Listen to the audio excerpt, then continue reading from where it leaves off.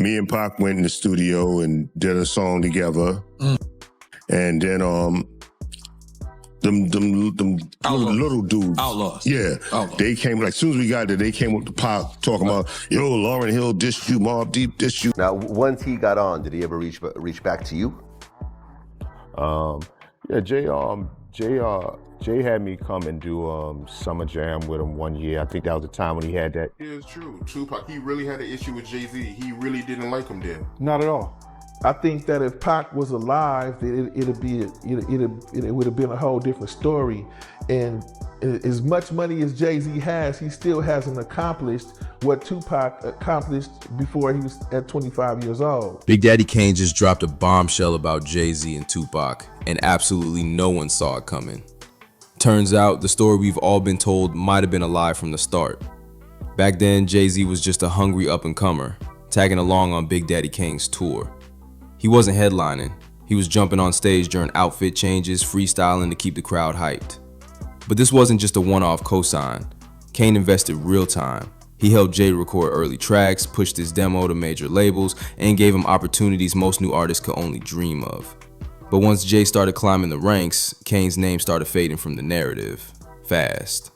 That's when things start to look shady, especially when you throw Tupac into the mix. While Kane was helping Jay make noise in the East, Pac was shaking the entire West Coast, calling out fake rappers and exposing industry phonies. And yes, even taking jabs at Jay-Z. Now people are starting to ask, what was Kane really implying? Did Jay-Z take more than just inspiration from Kane and Pac? Did he build his empire by stepping over the very legends who helped open the door? Oh, hold up. Tupac is a lyricist. See what I'm saying?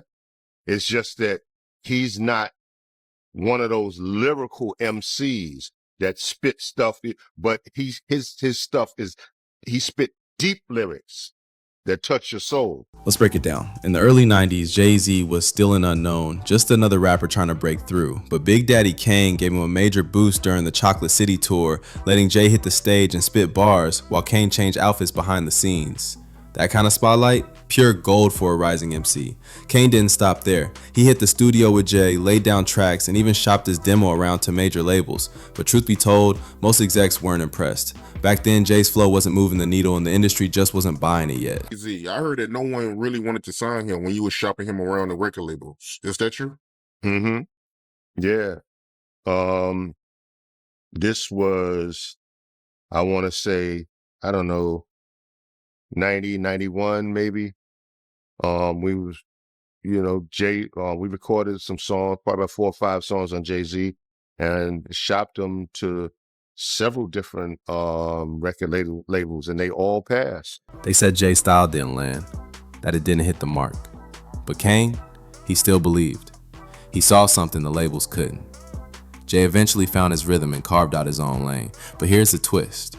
If you listen closely to Jay's early flow, you can hear it. The fast, slick, aggressive delivery. That wasn't just coincidence. That was Big Daddy Kane's signature.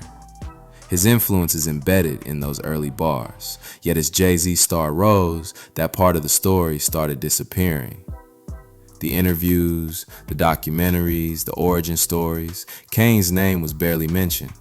Like his blueprint got copied, then quietly erased. I remember actually having a record deal through a production deal with someone else and recording, and then the next thing you know, someone else on the label blew up. I've seen this play out before with Kane. 3 cuts in your eyebrows trying to wild out. Now pause. That line from Jay-Z might sound slick, but back in the day, those 3 eyebrow slits, that was Big Daddy Kane's signature look, his brand. He made it iconic. So when Jay dropped that bar with that cool, dismissive tone, fans started whispering, was that a shot? Even Angie Martinez brought it up on her show, wondering if Jay was throwing shade. Kane played it off publicly, kept it classy, but behind the scenes, the chatter was loud, because by then, Kane's commercial run had slowed down. A new generation was taking over, and Jay, once the wide-eyed student watching Kane from the wings, now he was the main event. In that line, it felt like a cold shoulder, a quiet message that said, thanks for the boost, now step aside. Jay himself has admitted it. He studied Kane backstage, watched his moves, his timing, his confidence, absorbed everything. But as Jay transformed into the money-driven mogul we know today, Kane's role in that origin story faded, quietly, deliberately. And now, years later, Kane's finally asking out loud, did Jay-Z erase him on purpose? But Kane's not the only one who noticed the shift. While Kane was getting edged out, another giant was ramping up, Tupac. Pac saw the culture changing. He saw substance giving way to flash, passion replaced with image, artists chasing charts instead of truth, and climbing the charts fast, Jay-Z. Word was, Jay felt that pressure. Pac wasn't just talented, he had presence, that raw, unteachable fire. Jay had bars, sure, but Pac had soul, command, a force that couldn't be ignored. And maybe Jay knew deep down he couldn't match that.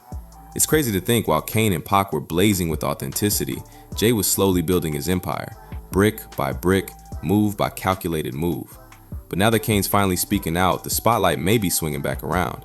Because there's one thing Jay can't duplicate, real presence. That's what made Pac a legend, that's what gave Kane his crown. But presence like that, it's a double-edged sword, and eventually, it blew up. Jay-Z and Tupac had real tension before Pac's tragic death, and it wasn't just music beef, it was personal. Things started heating up when Jay began linking with Biggie, they got close and the collab started flowing. By 1996, Brooklyn's Finest dropped on Jay's Reasonable Doubt album.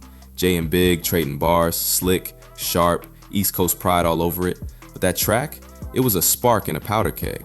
Irv Gotti, who was tight with Jay back then, saw the writing on the wall. He warned him, don't put Big on that song. The East versus West feud was already reaching a boiling point, and Irv knew that one move could escalate things beyond control. And it did. You got to go back to Brooklyn's Finest. I was dead set against it. I was telling Jay, don't do it, don't do it, don't do it. And he was like, why? And I was just like, he's too strong. I said, but before we take over the world, we got to take over the West Coast. Before we take over the West Coast, we got to take over the East Coast. Before we take over the East Coast, we got to take over New York. Before we take over New York, you got to take over Brooklyn. And he owns all that. And I was like, this is not a whack. So I was just like, I was in fear that I was like, yo, you may come off like this little man. You understand? Irv Gotti saw the storm coming.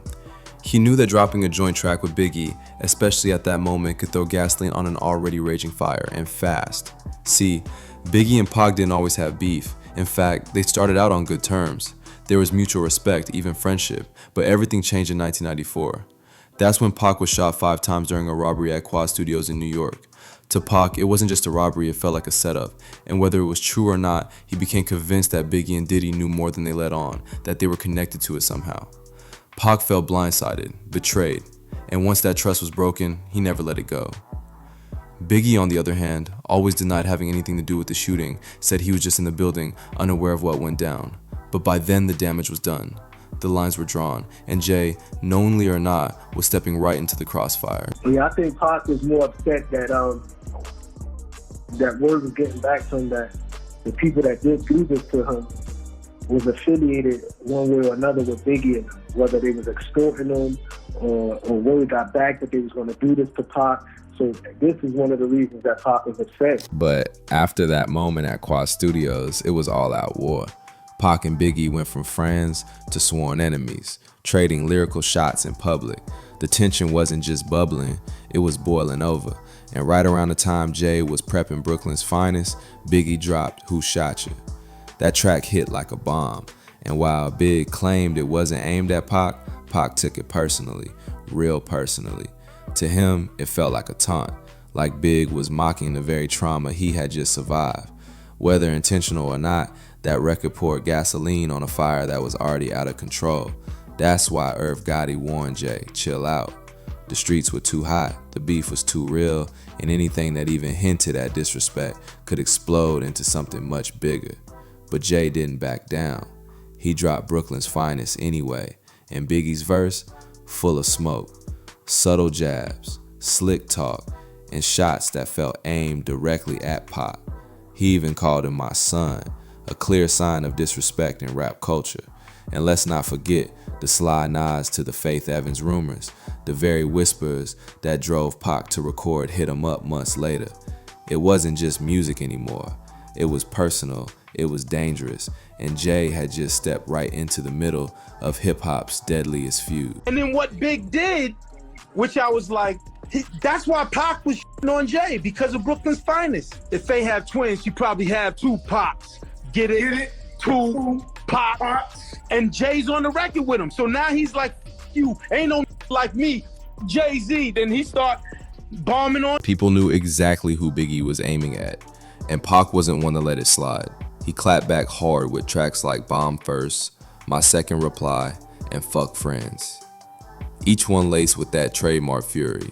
No filters, no mercy. And yes, Jay-Z's name started surfacing too. Fans were bracing for war, expecting Jay to fire back with his own diss, a full-on lyrical showdown between two rising titans. But that moment, it never came, at least not while Pac was alive. Just weeks later, the unthinkable happened. Tupac was gunned down in a drive-by in Las Vegas. The hip-hop world stood still, shock, grief, silence. But here's the twist. Jay-Z had written a response, a track called Scathing, and from what insiders say, it lived up to the name. A ruthless, unfiltered diss aimed directly at Pac, line for line, no punches pulled. But Jay never officially dropped it. Why? According to those close to him, Jay held back out of caution, maybe out of respect, maybe fear of escalating things while Pac was still breathing and bullets were still flying. But after Pac passed, Jay changed course. He performed Scathing live at the Apollo Theater, and the crowd was stunned. The lyrics?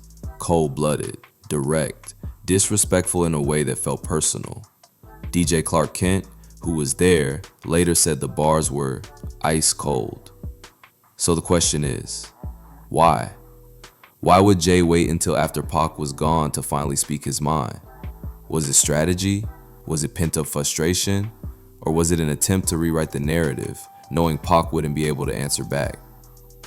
Whatever the reason, that moment added a whole new layer to Jay-Z's rise, and to the complicated legacy of a battle that never got its true ending. And it's funny because before he performed the record, he was like, yo, no disrespect to the dead, but you just can't say whatever to me. Oh, so he actually performed it after Pac passed. Yeah.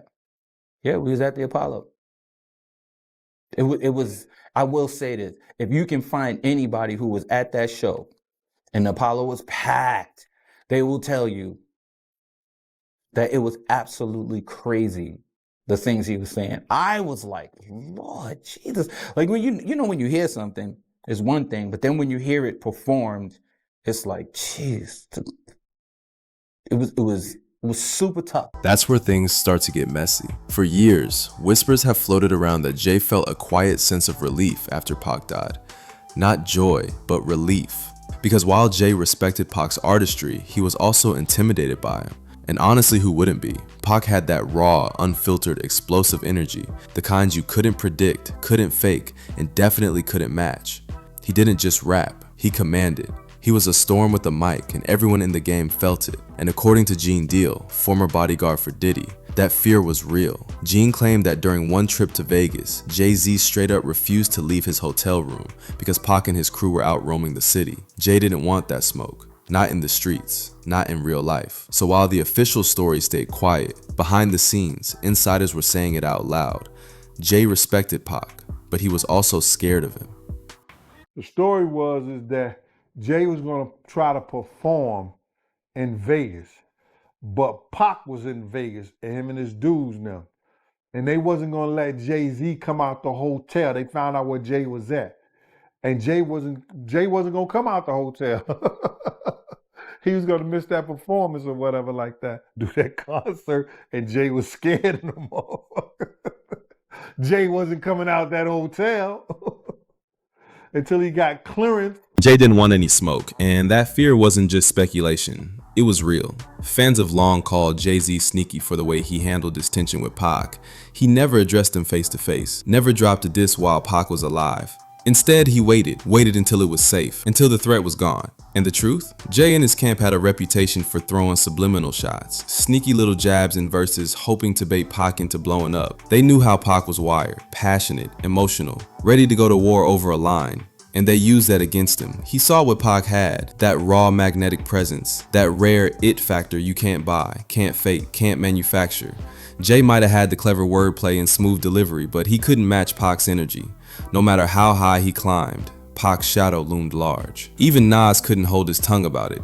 In an old interview with Vibe, Nas dropped a wild story. He said he and Jay were chilling when Jay looked him dead in the eye and said, "I'm better than Biggie." Nas was stunned. But Jay didn't stop there. He doubled down, saying Tupac and DMX weren't lyricists. Nas wasn't having it. He fired back instantly. Tupac was the greatest ever, period. That moment stuck, and to a lot of fans it confirmed what they'd always suspected, that Jay-Z wasn't just confident, he was arrogant, calculated, and willing to rewrite history to crown himself. That's why, to this day, some still call Jay a snake in the game. But it gets deeper. Jay stayed close to Diddy, even after all the dark rumors started bubbling up. The whispers that Diddy might have played a role in the setup that led to Pac's death. And once Pac and Biggie were both gone, suddenly, Diddy was handing Jay the crown. He started calling him the heir, the one who filled their shoes.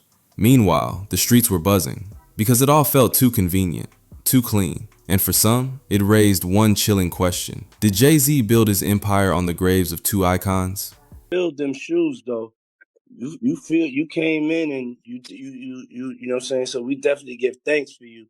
You know what I'm saying? Because you definitely, came in and I just know how much Big like really looked up to Jay. You know what I'm saying? They looked up to each other. And yeah, that is crazy to have to step into the shoes of like two people. Because that's all it was, really, was those two people. And they had like the game, they had things on lock. Hov was coming, you know what I'm saying? But like, it was like these two cats was just so big, you know what I'm saying? And then so it's like to have all of that, like, come on you and have that responsibility to keep this shit fly and keep the art of it going. Yeah. You know what I'm saying? Because I think Hov really kept the, Cole kept the art of it going and was able to take where they was at and take it, take it even higher. Jay never backed away. Through years of rumors, whispers, and serious accusations surrounding Diddy, Jay-Z stood tall right beside him, smiling, shaking hands, posing for photos. Loyalty or optics? That was the question. But then came 2023. The Cassie lawsuit hit like a sledgehammer, cracking everything wide open. Suddenly, Jay's whole vibe shifted. The warmth vanished, and now, he's out here saying he and Diddy were never even that close. We weren't really friends like that. Really? After decades of collaboration, cosigns, and champagne toasts? So what's the real story? From Big Daddy Kane's quiet frustration, to Tupac's early warnings, to Jay's subtle, behind-the-scenes power plays. It's starting to feel like Jay-Z didn't rise to the top on talent alone. He studied the game like a surgeon, borrowed flows, learned from the masters, then slowly pushed them to the sidelines. It wasn't just ambition, it was strategy. And while it worked, it wasn't clean, not even close. Now, decades later, the silence is breaking. The peers who once stayed quiet, they're finally talking, finally questioning. Is Jay-Z's legacy really about greatness? Or is it a monument built on silence, sidesteps, and cold betrayal? So now I want to hear from you. Was Jay just playing chess in a cutthroat industry? Or did he flat out turn his back on the very people who helped him rise? Was his jealousy of Pac real? And has it shaped every move since? Drop your thoughts in the comments. Smash that like button. Share this with someone who needs to hear the real story. And don't forget to subscribe. Because trust me, what's coming next, you won't want to miss it. See you in the next one.